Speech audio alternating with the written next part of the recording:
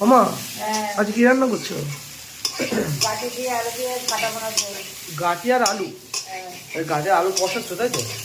আর এই যে মাছ ভেজে রেখেছো, কাটাপোনা মাছ তাই তো? কাটাপোনা মাছ দিয়ে গাটি আলু দিয়ে ঝোল হবে। আর ডাল করেছো? ভাত হয়ে গেছে? বাহ, ভাত ওদিকে হয়ে গেছে বলছো, আর এদিকে তরকারিও প্রায় হয়ে গেছে। কষাচ্ছ, এর মধ্যে খালি ওই মাছ ভাজা জল দিলে, মাছ ভাজা দিলে হয়ে যায়। তাহলে তো বেশিক্ষণ লাগবে না নাকি?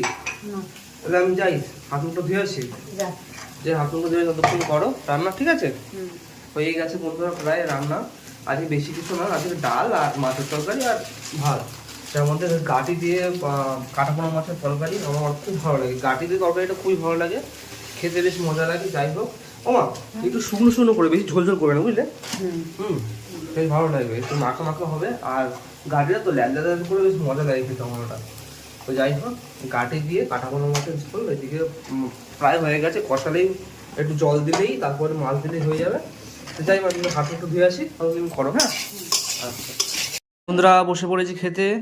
আজকে বেশি কিছু নেই, আজকে হচ্ছে এই ডাল আর কাটাপোনা মাছের গাটি আলু দিয়ে তরকারি। যাই হোক, ডালটাকে সাইডে রাখি। এটা এই যে মাছের তরকারিটা রয়েছে বন্ধুরা, দেখতে পাচ্ছ। এখান থেকে এই যে একদম এই ছোট্ট একদম পেটিটা নিয়ে নেবো, আর এখান থেকে একটা গাটি নেবো, আর এখান থেকে একটু ঝোল নেবো। ওহো, নিয়ে এই যে গাটিটা রয়েছে, গাটিটা এরকমভাবে ভাঙবো, একদম নরম হয়ে গেছে কত সুন্দর। এটাতে ভালো করে ভাতটা মাখিয়ে নেবো, নিয়ে আর এখান থেকে একটু মাছ নেবো। ওহো, একদম পুরো ফ্রেশ মাছ দেখতে পাচ্ছ বন্ধুরা, এই ফ্রেশ মাছ।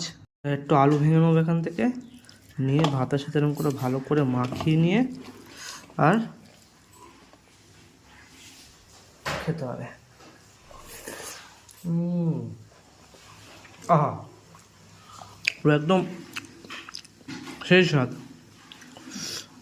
মাছ দিয়ে মাখিয়ে নিয়ে একদম গাটি আলু দিয়ে মাছের তরকারি বন্ধুরা, একদম পুরো সেরা স্বাদ, সেরা স্বাদ।